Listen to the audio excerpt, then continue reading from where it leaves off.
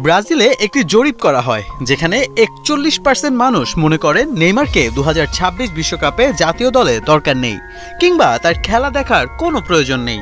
এমনই অনেক আলোচনা সমালোচনা বারবারই ঘুরপাক খাচ্ছে নেইমারকে নিয়ে। এসব কিছুর উত্তর দিতে নিজের পরিবারকে নিয়ে এক প্রেস কনফারেন্স করেন এই ফরওয়ার্ড, যেখানে প্রশ্নদাতা তার পরিবার আর উত্তরদাতা তিনি নিজেই।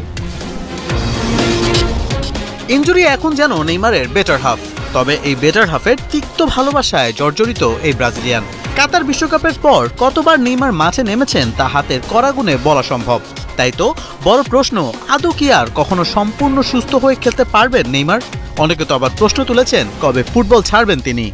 আমার এখনও খেলা চালিয়ে যাওয়ার প্রেরণা হলো ফুটবলের প্রতি আমার ভালোবাসা, মাঠে খেলার ইচ্ছা, প্রতিদিন ঘুম থেকে উঠে অনুশীলন করার তাগিদ। যখন আমার খেলার ইচ্ছা শেষ হয়ে যাবে, যখন আমি আর নিজের মতো পারফর্ম করতে পারবো না, তখন থেমে যাব। নেইমার নাকি খেলার চেয়ে বেশি পার্টি করে বেড়ান, তার লাইফস্টাইল নিয়ে সমালোচনার অভাব নেই। অনেকে মনে করেন ফুটবল থেকে পার্টিটাই তার প্রথম প্রায়োরিটি। অবশ্য এমন প্রশ্নে হতবাক এই ব্রাজিলিয়ান। আমি জানি আমি একজন ভালো মানুষ।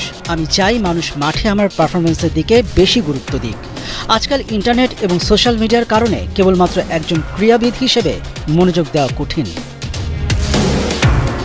নেইমার সান্তোসে ফিরে আসা ক্লাবটির জন্য বাণিজ্যিক এবং সোশ্যাল মিডিয়ার দিক থেকে বড় সাফল্য এনেছে। এছাড়া ছোটবেলার ক্লাবটির প্রতি তার ভালোবাসা গভীর। সান্তোসের সাথে চলতি বছরের শেষ পর্যন্ত চুক্তি আছে নেইমারের। এছাড়া তিনি চাইলে বিশ্বকাপ পর্যন্ত বাড়িয়ে নিতে পারবেন নিজের চুক্তি। সান্তোস আমার কেবল একটি দল নয়, এটি আমার বাড়ি, আমার শিকড়, আমার ইতিহাস। এখানে আমি নিজেকে সত্যিকারের সুখী মনে করি। এখানেই আমি আমার ক্যারিয়ারের বাকি স্বপ্নগুলো পূরণ করতে চাই।